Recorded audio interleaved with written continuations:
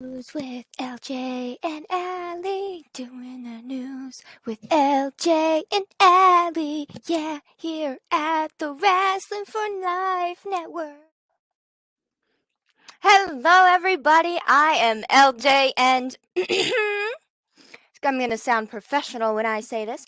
We are here at the Wrasslin for Life Network. It would be so cool to be a ring announcer. I would have too much fun with like Rodrigo. I would have too much fun. Anyway, welcome to the Wrasslin for Life Network, here for all of your daily wrestling news. And you know, I'm feeling a little under the weather today, just with my fibromyalgia, but I'm here to give you guys the news update. It just might take me a second to press the buttons. My arm's not really. It can go, but it can't really grab and reach. So it's the mouse is a tricky thing right now. So I'm using the little touchpad just to do it. So it's gonna be a little slower with the buttons, but that's okay because the first thing is.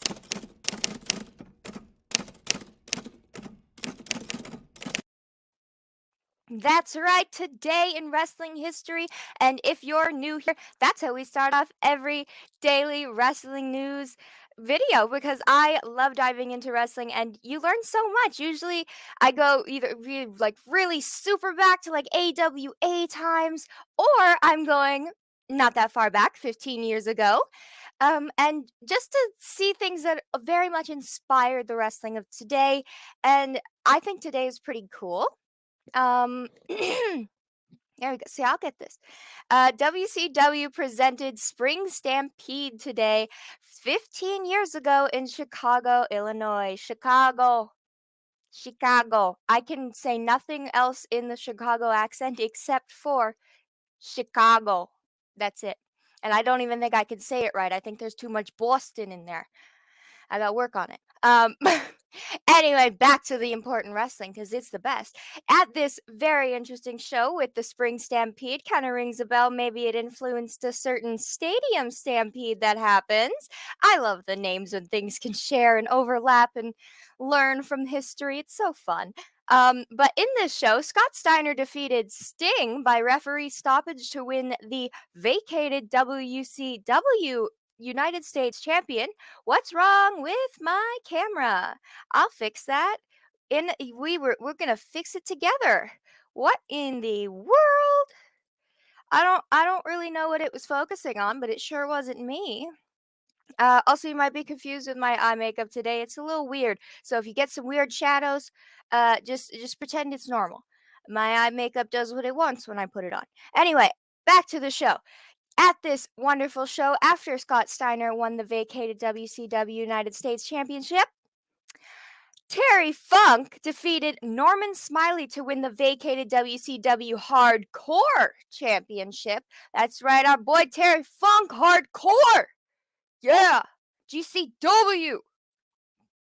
Yeah. And Jeff Jarrett defeated Diamond Dallas Page to win the vacated WCW World Heavyweight Championship.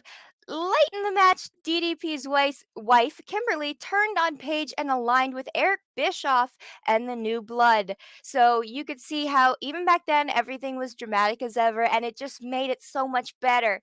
It made the wrestling better, the storylines better, and yes, even though Eric Bischoff is involved, I'm sure that moment in wrestling history, to witness it, was groundbreaking. Like, oh shit, she just turned on her husband, and I've already sworn in the first few minutes of this video, so algorithm's gonna love this.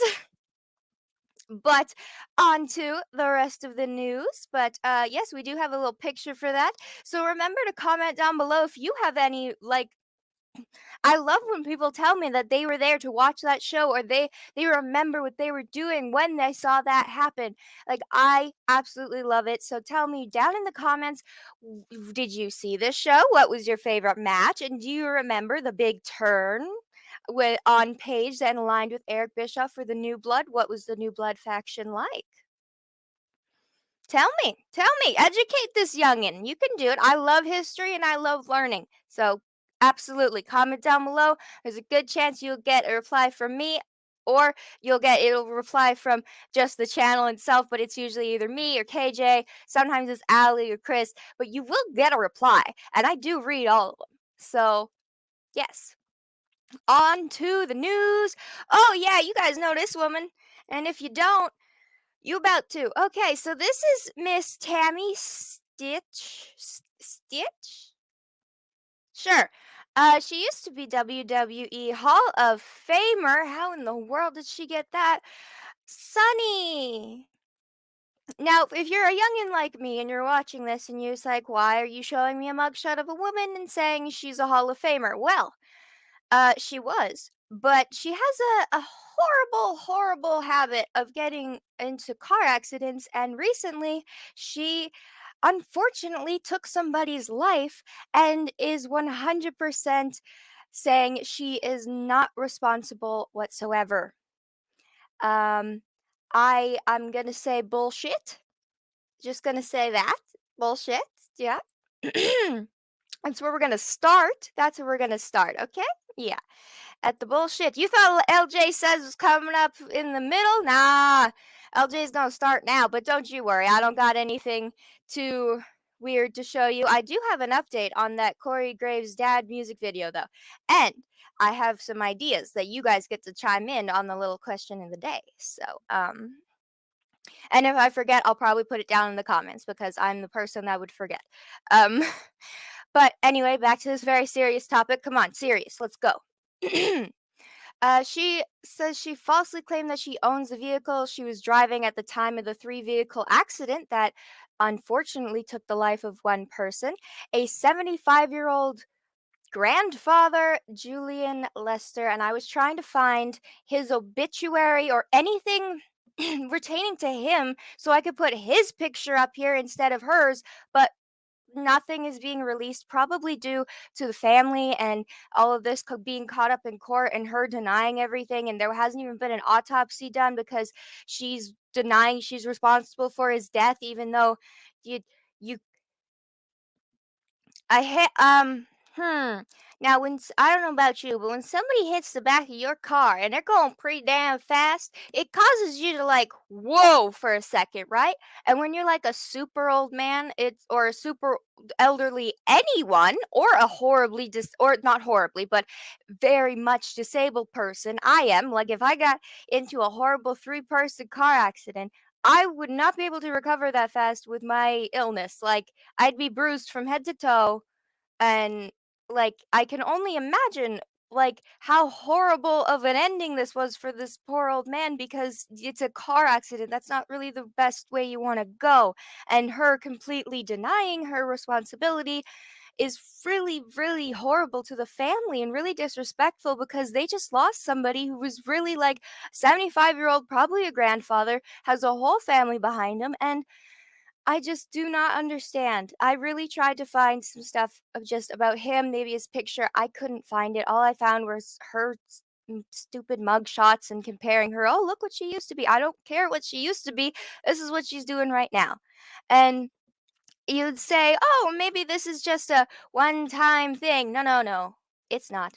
But back to it. The PW Insider did get the police report that says that the car she was driving, the Mercedes that she was driving, was listed under her boyfriend's name and registration, even though I'm pretty sure, yeah, next slide.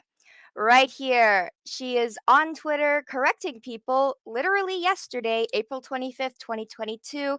Okay, enough. Stop this shit now. This man is the most caring man I've ever known. He puts me first before him. It was my car in the accident, not his. So cut the crap. Enough already. Enough. Nothing you say, all you say is going to break us up. Yeah, I don't. I. I'm we're not trying to break you up. We're just following some logic, using some critical thinking skills.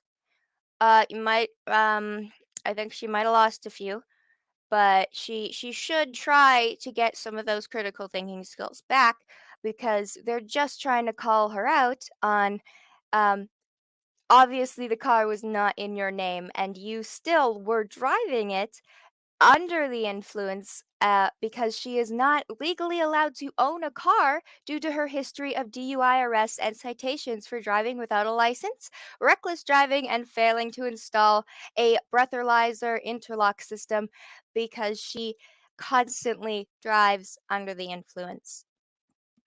So, yeah. And she tried to play it off at first that she had a seizure before the fatal car crash because in past accidents like 2013, 2012, and 2011, and then 2000 in 2011, um she used that excuse as well. However, she did clear it up saying she had seizures since she was 10. She was slowing down to the light and saying the man had a heart attack, nothing to do with my seizure. So it's not only her having a seizure in the middle of the heart attack, that in the middle of the crash, but also she knows the man had a heart attack before, like before she even got there. Hmm. I would love to be I would love to know how she astral projected herself as she was having a seizure to the other car to know that her car had nothing to do with the man having the heart attack. I I would pay to see it. Please teach me that, okay? Because this is not doing well and no cause of death for the man has been made public yet. Again, probably for the family, and since she is doing this very interesting stuff, another fun little fact about her I found: she was faced more legal trouble recently in January for terroristic threats and weapons possession. Can we put her in jail, please? Please. Or can somebody just sit her down? Just sit her the fuck down. LJ says sit down. You're doing too much and you're causing a lot of problems. So yes, 2011, 12, 13, and 15. Yes, there we go. 15. All under the influence, all, either DUI, seizure, not my car, and now it's all rolled into one and she's taken a life. So I very much thoughts and prayers to that family, and I hope she gets all of the justice thrown at her. Throw the whole book at her, okay? She obviously cannot operate a motor vehicle and is no, like, actually, that's legally, she's not allowed to operate a motor vehicle. So, yeah.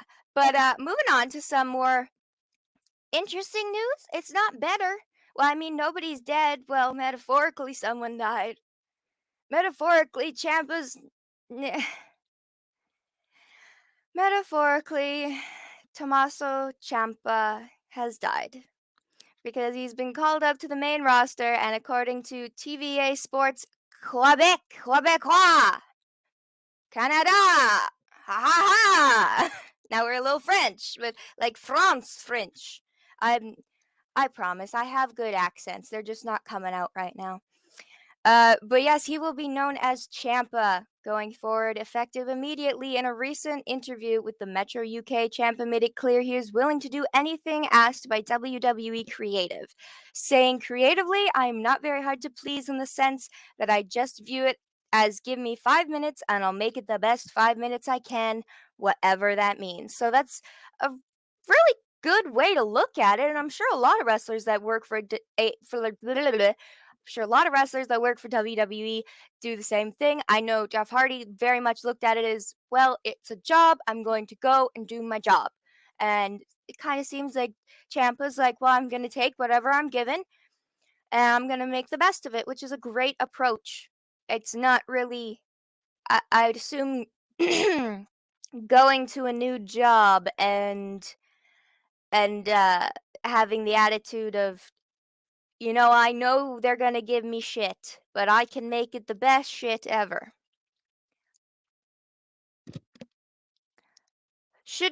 But do you really need to anticipate that it's gonna be that bad? You know it's bad when the people coming up from the roster are like, okay, I gotta prepare myself to just do whatever it takes. Like, that's not really the best environment. He also says, whatever I'm asked to do, if comedy is in my future, whatever it is, I don't know. Don't say that, Champa. You're gonna be in the 24/7 title. Oh my god. Please sound off in the comments. This is sad. Okay. Okay. On to a more happier. He's okay. Okay. I just can't even. Okay, on to something cooler. Look at that! Edge and Damian Priest have a brand new stable name for their little creepy family called Judgment Day. I have a feeling that Mr. McMahon is getting a lot of his ideas from the Bible, which is not a bad thing. But it's I just didn't know the Bible was like hip in with the kids of 2022. I didn't know that. Maybe he knows something that I don't. Maybe he knows something that I do not. Or this was a very cool idea by Edge and Damian Priest, and that's great. But I just uh-huh. But yes, they featured it in last night's Raw in a backstage dark promo where he was sitting on his throne, and I cannot wait if they add more people. There is speculation that they will add Rhea Ripley, which I would love. You guys know how much I love when women join the other factions. It just gives the women more time on TV and more time to shine. So I would absolutely love it if Rhea Ripley could do that because I don't think she should be with um Liv Morgan. She's been in both of them have been so many tag teams. It's just like just let them go. Just let them go free, spread her wings and fly, okay? I think it's going to be good. Up next is one of my little Impact TNA people, but he's not really with them anymore, but that's okay. Because on the most recent episode of the Battleground podcast, Homicide talked about who he would like to wrestle and shared his feelings on Eddie Kingston. And Eddie Kingston was one of the members of LAX, so it's great. He's already saying, I'm so happy for him. He gets his flowers, and I'm very, very excited. And he's going to be the next AEW champ of the world, not the little champ, not the little champ, but like not the secondary belts, how people call the TNT one secondary and such. But he says that Eddie deserves the top belt, and I think that would be a very ultimate babyface move. I don't know. You guys tell me down in the comments. What do you think about? Should Eddie get a chance at the world title? I don't know. But he also says that who he would love to wrestle would be the American Dragon, Daniel Bryanson. Daniel Bryanson. How do I know? I'm reading it says Bryan Danielson, and I still didn't get it right. This is worse than the Liverpool Black Hole something. CM Punk, Samoa Joe, all the guys that he wrestled in Ring of Honor, he wants to rematch. Let's go. And I would absolutely love if he could come to AEW and join like Proud and Powerful because start LAX again. Let's go. Like Homicide's ready to go. Hernandez ready to go. So I would just, my little TNA Impact heart would just explode. I love them. They come straight from there and they were the best. So who knows? I can't wait. The next one is a little thing that I don't think any of you are. I think you'll agree that. I think you'll see why I agree. But Becky Lynch said that AEW women in AEW are not represented the way that they are in WWE, and they don't get as much time, and they aren't as good. Now, the aren't as good. She was in character for this interview, so I'm gonna let that slide. I get it, kayfabe, cool, tribalism, woo, humans. Um, that's a psychology joke if anyone gets it. Yeah, she. I can't argue. She's 100% correct. Yes, you are. When she was asked about the competition's women's division, she said, I wish I could say yes, but unfortunately, I don't think they're represented in the way we are and don't get as much time as we get. There's no hesitation in her voice, and competition is great as long as, especially in the other place, for very good friends like Ruby Soho. And I would love to see her become champion one day. So she didn't even throw shade. She didn't even throw that much shade at AEW. And just to be able to point out a very deliberate fact. Now say with me. AEW needs to showcase their women's division more. I'm sorry, headphone users. Tony, you just bought an entire Mr. Tony Khan. I'm talking to you. Hi, LJ. Nice to meet you. You gotta showcase your women's division more. You just bought an entire other company that is full of women who are just outstanding. And I get it, we have two belts, but you're not even putting more than one women's match on a show. And when you do, one of them is always a squash. Why are the women's matches being pushed to they're either the middle, or we can have one big bloody match for them, but it's only on St. Patrick's Day Slam. And like, the ratio's off, and I don't like it. I'm pretty sure I don't know how to explain it to you, but you've seen the crowds when Britt and Thunder Rosa try to kill each other. And I feel like if you put the time and effort into that, like that amount of storyline, it would help the women's division a lot. But I'm not booking any shows. So you guys tell me down there if, am I crazy? Is LJ agreeing with a WWE superstar? WWE superstar? Only because you can you can tune in here every Wednesday during the watch party, and you will see me asking how many women's matches are on the card, and there's only usually one. There's usually one match and like one backstage segment and maybe part of a promo if it's a girl with a faction. Like if it's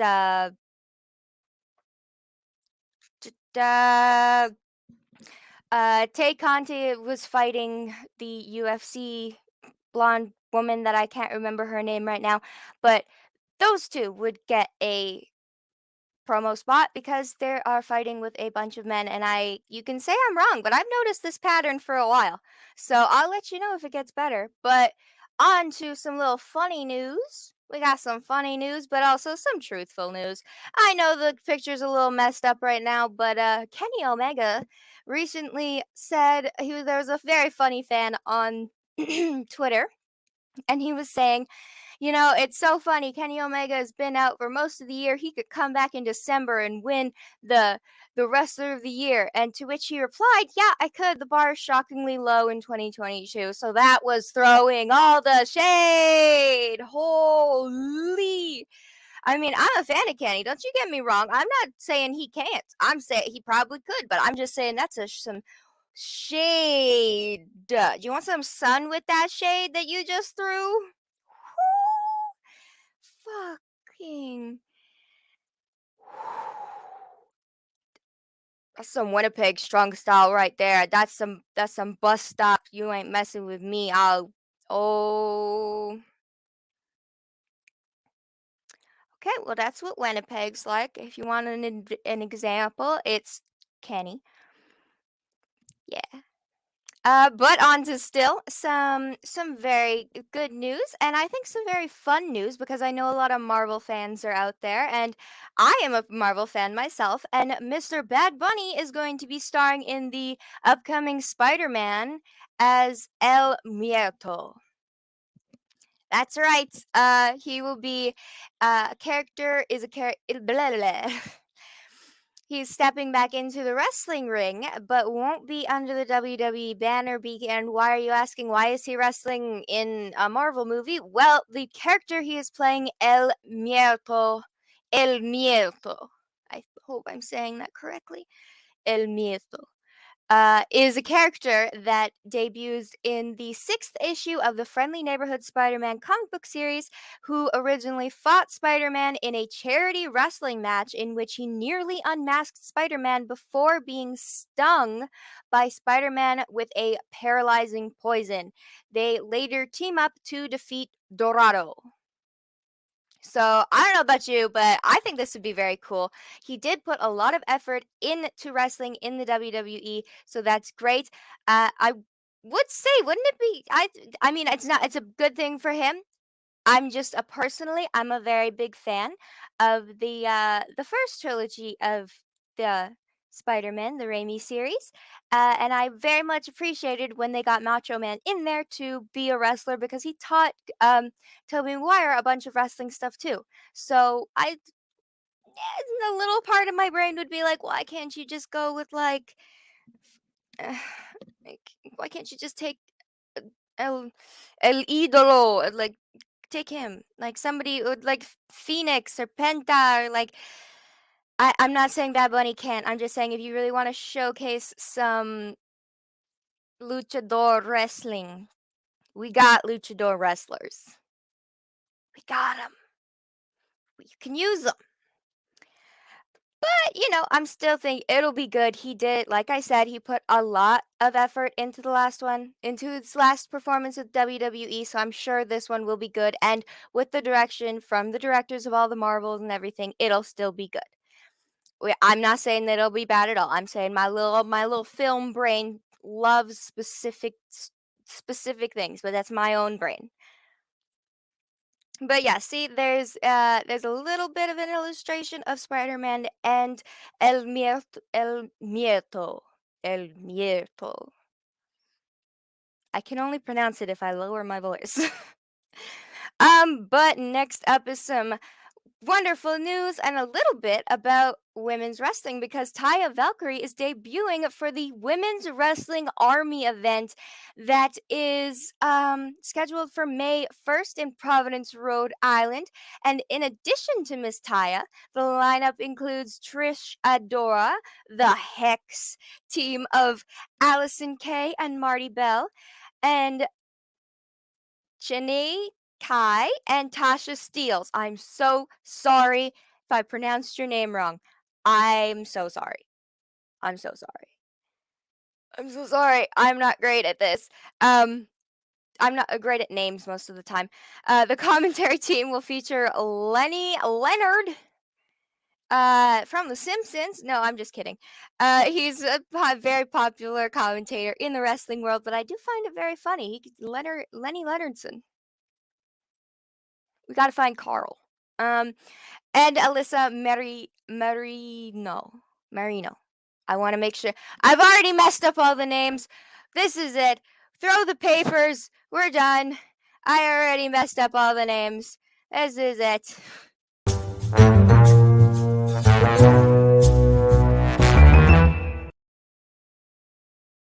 There we go. Right back on track. We can do it. We're doing this together. And my question of the day is, who is your favorite women's wrestler, whether it is past, present, or upcoming? Please tell me, because like I said, I don't think they get enough screen time because there are so many women that are so talented, and when you see them in intergender matches, I think it really makes them shine because you see, like, yeah, the guys are doing this, but holy shit, the girls are doing it too. I personally love it. Ever since TNA, we got Tara or Victoria. Loved it. You can be creepy and tough. Got the beautiful people. Love them. Madison Rain, Angelina Love, Velvet Sky, all still very up to wrestle right now. I just can't wait. I'm just the impatient fan that wants them back. And of course, Gail Kim. Gail Kim and Mickey James, Miss Hardcore Country, and so many more. We have from the past. We got China. Was it China who was your favorite? Was this Trish Stratus because she's still popping back up? Who was your favorite, or is it more of an upcoming one? Because we got a few upcoming ones. We got like the Sky Blue. Hmm. I watch a lot of Dark, so I'm just trying to think, is there any other name that I could say that people would know who maybe don't watch Dark? Well, let's go with Roxy, who went from NWO to just being signed with WWE. Is she one of your favorites? Or so tell me, who is your favorite women's wrestler? Down in the comments, and I will make sure I read them. Trust me, as soon as we start getting more comments, I'm going to do a segment that is my favorite comment each day. So if you want to see your comment pop up on screen, you guys got to start filling them out. You got to start filling up those comments. But anyway, that has been the show. I have been LJ. I'm going to go rest now for a little bit, and I hope you all have a good rest of your evening, afternoon, morning, whenever you're watching this. And make sure to comment, like, hit the bell, and I will see you guys all later for the NXT watch party. That it should be really, really good. So, grab your snacks, and I will see you guys later.